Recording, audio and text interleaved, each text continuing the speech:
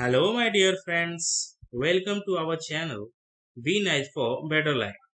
आज के वीडियो में हम जीके के 50 महत्वपूर्ण प्रश्नों को देखने वाले हैं, जो कि आगामी आने वाले एग्जाम के लिए उपयोगी साबित हो।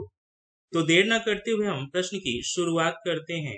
और हाँ दोस्तों, अगर आप चैनल पे नए हैं या आपने अभी तक चैनल को सब्सक्राइब नहीं किया है, तो चैनल को सब्सक्राइब जरूर कर लेंगे।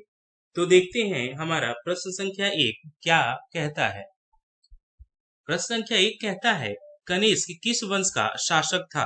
कनिष्क किस वंश का शासक था। इसका उत्तर होगा कनिष्क कुषाण वंश का शासक था। इस कुषाण वंश की स्थापना 78 ईस्वी में हुई थी। हमारा अगला प्रश्न है, कनिष्क की राजधानी कहाँ थी। कनिष्क की राजधानी कहाँ थी। इसका उत्तर होगा कनिष्क की राजधानी पुरुषपुर, जो कि वर्तमान में पेशावर पाकिस्तान को कहा जाता है, कनिष्क की राजधानी हुआ करती थी। हमारा अगला प्रश्न है, चरक, नागार्जुन, अश्वघोष व वसुमित्र किसके दरबार में थे। चरक, नागार्जुन, अश्वघोष व वसुमित्र किसके दरबार में थे। इसका उत्तर होगा कनिष्क के दरबार में। उत्तर होगा कनिष्क के दरबार में। हमारा अगला प्रश्न है, पुरुषपुर में चैत्य का निर्माण किसने करवाया। पुरुषपुर में चैत्य का निर्माण किसने करवाया। दोस्तों, यहाँ पे चैत्य का मतलब होता है पूजा का स्थान या मंदिर। चैत्य का मतलब होता है, तो पुरुषपुर में चैत्य का निर्माण किसने करवाया। इसका उत्तर होगा कनिष्क ने। हमारा अगला प्रश्न है, रेशम मार्ग का संस्थापक कौन था। रेशम मार्ग का संस्थापक कौन था। इसका उत्तर होगा कनिष्क। रेशम मार्ग जो है वो एशिया, यूरोप और अफ्रीका से जुड़ा हुआ मार्ग था आपस में। उसे रेशम मार्ग का नाम दिया गया था, जो कि चीन से रिलेटेड था।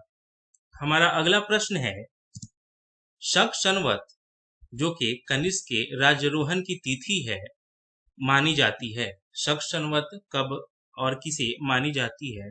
इसका उत्तर होगा 78 ईस्वी में। 78 ईस्वी को। हमारा अगला प्रश्न है, मगध पे शासन करने वाला प्रथम ऐतिहासिक राजवंश कौन था। मगध पे शासन करने वाला प्रथम राजवंश। इसका उत्तर होगा हर्यक वंश। उत्तर होगा हर्यक वंश। हमारा अगला प्रश्न है, किस वंश को पितृहत्या वंश के रूप में जाना जाता है। किस वंश को पितृहत्या वंश के रूप में जाना जाता है। इसका उत्तर होगा हर्यक वंश को। उत्तर होगा हर्यक वंश। हमारा अगला प्रश्न है, किस पर्वतीय दर्रे से होकर भारतीय तीर्थयात्री मानसरोवर झील तथा कैलाश पर्वतीय घाटी के दर्शन हेतु जाते हैं। किस पर्वतीय दर्रे से होकर भारतीय तीर्थयात्री मानसरोवर झील तथा कैलाश पर्वतीय घाटी के दर्शन हेतु जाते हैं। उत्तर होगा लिपुलेख दर्रा। उत्तर होगा लिपुलेख दर्रा। हमारा अगला प्रश्न है, तिब्बत में मानसरोवर झील के पास किस नदी का उद्गम स्रोत स्थित है। तिब्बत में मानसरोवर झील के पास किस नदी का उद्गम स्रोत स्थित है। इसका उत्तर होगा सिंधु, सतलज और ब्रह्मपुत्र की। सिंधु, सतलज और ब्रह्मपुत्र नदियों की उद्गम स्रोत तिब्बत के मानसरोवर झील के पास स्थित है। हमारा अगला प्रश्न है, कुल अक्षांशों की संख्या कितनी है। अक्षांशों की कुल संख्या कितनी है। इसका उत्तर होगा 180। 180 अक्षांशों की संख्या है। अगला प्रश्न है, विश्व की कौन सबसे बड़ी नदी द्वीप मांजुली का निर्माण करने वाली नदी है। विश्व की कौन सी नदी जो कि मांजुली द्वीप का निर्माण करती है। इसका उत्तर होगा ब्रह्मपुत्र नदी। ब्रह्मपुत्र नदी। अगला प्रश्न है, पृथ्वी के उत्तरी ध्रुव एवं दक्षिणी ध्रुव को मिलाने वाली रेखा क्या कहलाती है।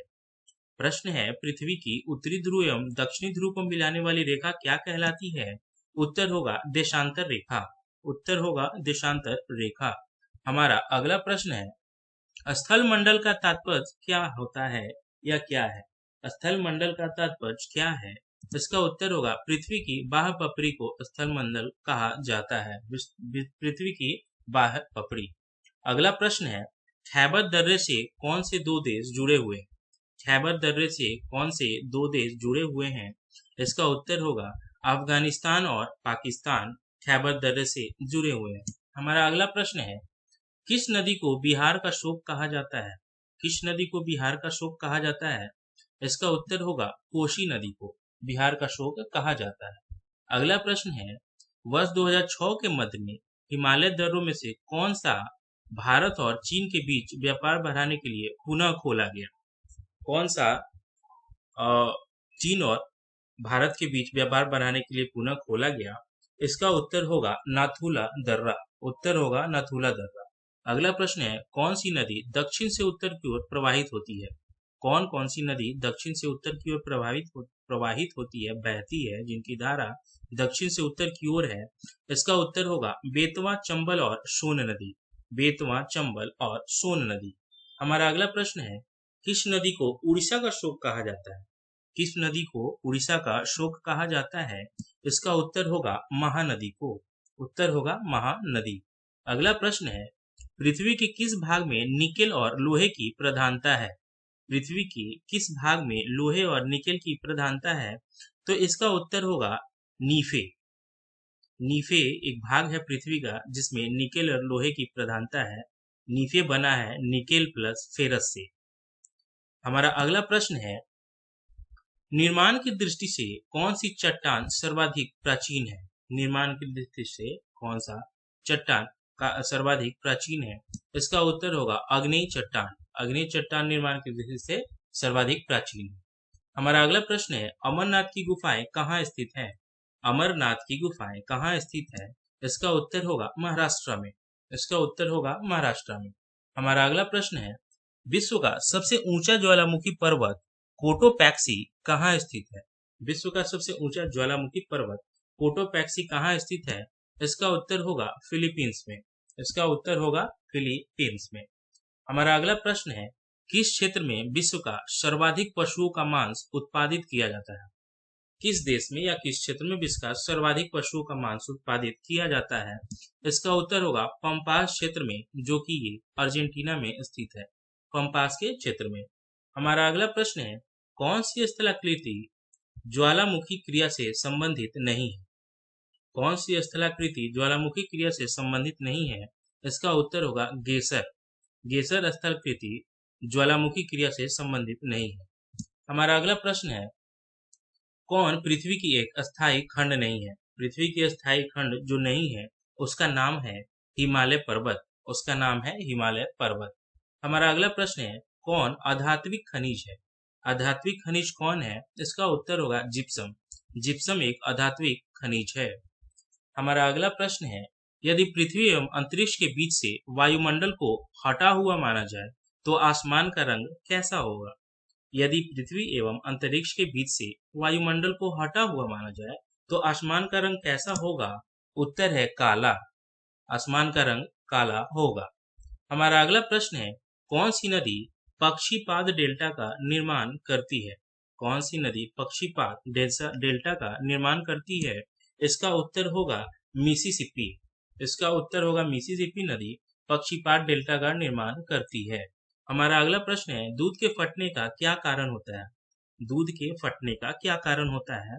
इसका उत्तर होगा उच्च वायुमंडलीय तापमान के कारण।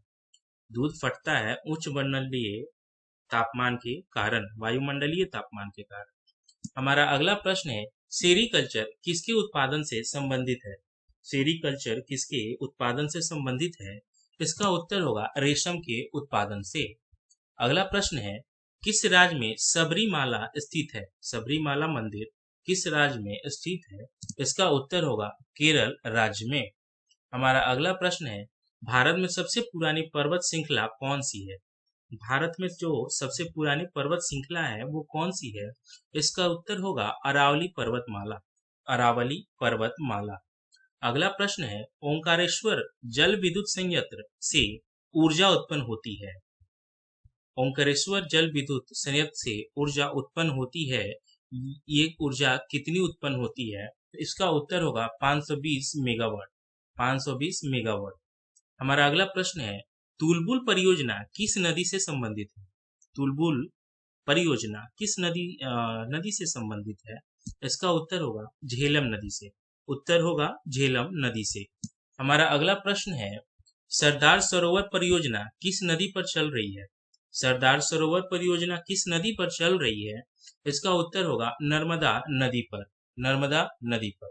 हमारा अगला प्रश्न है, मालवीय प्रक्षेप की सबसे प्रमुख विशेषता कौन सी है? मालवीय प्रक्षेप की प्रमुख विशेषता कौन सी है? इसका उत्तर होगा शुद्ध क्षेत्रफल। हमारा अगला प्रश्न है, सर्वप्रथम इंडिया शब्द का प्रयोग भारत के लिए किस भाषा में किया गया था? सर्वप्रथम इंडिया शब्द का प्रयोग भारत के लिए किस भाषा में किया गया था? इसका उत्तर होगा ग्रीक भाषा में। इसका उत्तर होगा ग्रीक भाषा में। हमारा अगला प्रश्न है, गहरी जड़ों वाली फसलों के लिए कौन सी मिट्टी सर्वाधिक उपयुक्त होती है? गहरी जड़ों वाली फसलों के लिए कौन सी मिट्टी सर्वाधिक उपयुक्त होती है या मानी जाती है? इसका उत्तर होगा काली मिट्टी। हमारा अगला प्रश्न है, किस फसल को प्रति हेक्टेयर अधिक जल की आवश्यकता पड़ती है? किस फसल को प्रति हेक्टेयर अधिक ज्यादा जल की आवश्यकता पड़ती है? इसका उत्तर होगा गन्ना। उत्तर होगा गन्ना को। हमारा अगला प्रश्न है, किसकी गणना नकदी फसल के अंतर्गत की जाती है या नकदी फसल के अंतर्गत कौन कौन से फसल आते हैं? इसका उत्तर होगा कपास, चाय और जूट। कपास, चाय और जूट मुख्य रूप से नकदी फसल के अंतर्गत आते हैं। हमारा अगला प्रश्न है, माउंट एवरेस्ट जिसकी ऊंचाई 8,848 मीटर है के बाद विश्व की दूसरी सर्वोच्च पर्वत श्रेणी कौन सी है? माउंट एवरेस्ट के बाद विश्व की दूसरी सर्वोच्च पर्वत श्रेणी उत्तर होगा माउंट K2, जिसे हम गैडविन ऑस्टिन भी कहते हैं, K2। अगला प्रश्न है, नदियों द्वारा अपने किनारों पर प्राकृतिक रूप से बनाए गए बांधों को किस नाम से जाना जाता है? नदियों द्वारा अपने किनारों पर प्राकृतिक रूप से बनाए गए बांधों को किस नाम से जाना जाता है? इसका उत्तर होगा तटबंध। तटबंध के नाम से। अगला प्रश्न है, कालीमंथन किस द्वीप का अंग है? कालीमंथन किस द्वीप का अंग है? उत्तर होगा बोर्नियो द्वीप का। उत्तर होगा बोर्नियो द्वीप का। हमारा अगला प्रश्न है, खारी नदी किस अपवाह तंत्र का अंग है? खारी नदी किस अपवाह तंत्र का अंग है? वह नदी है बंगाल की खाड़ी। नदी खाड़ी नदी जिस अपवाह तंत्र का अंग है वह है बंगाल की खाड़ी। हमारा अगला प्रश्न है, क्षेत्रफल की दृष्टि से राजस्थान का सबसे बड़ा जिला कौन सा है? क्षेत्रफल की दृष्टि से राजस्थान का सबसे बड़ा जिला उत्तर होगा जैसलमेर। उत्तर होगा जैसलमेर। हमारा अगला प्रश्न है, कौन सी जलधारा अटलांटिक महासागर में प्रवाहित होती है? कौन सी जलधारा अटलांटिक महासागर में प्रवाहित होती है? इसका उत्तर होगा सुसीमा धारा। उत्तर होगा सुसीमा धारा। अगला प्रश्न है, ठंडी तथा भारी वायु द्वारा गर्म एवं हल्की वायु के ऊपर उठा देने से निर्मित वाताग्र क्या कहलाता है? प्रश्न है, एक बार फिर मैं बता रहा हूँ, ठंडी तथा भारी वायु द्वारा गर्म एवं हल्की वायु के ऊपर उठा देने से निर्मित वाताग्र क्या कहलाता है? इसका उत्तर होगा शीत वाताग्र। इसका उत्तर होगा शीत वाताग्र। हमारा अगला प्रश्न है, किस उद्योग को धुरी उद्योग या उद्योगों का आधार कहा जाता है? किस उद्योग को धुरी उद्योग या उद्योगों का आधार कहा जाता है? इसका उत्तर होगा लौह इस्पात उद्योग। उत्तर होगा लौह इस्पात उद्योग। हमारा अगला प्रश्न है, किसे प्रकृति का सुरक्षा बल्ब कहा जाता है? किसे प्रकृति का सुरक्षा बल्ब कहा जाता है? इसका उत्तर होगा ज्वालामुखी को। इसका उत्तर होगा ज्वालामुखी को। दोस्तों, आज का ये 50 प्रश्नों की श्रृंखला यहीं पे समाप्त होती है। वीडियो को देखने के लिए बहुत बहुत धन्यवाद। Thank you for watching. Channel को लाइक, शेयर एंड सब्सक्राइब जरूर करें।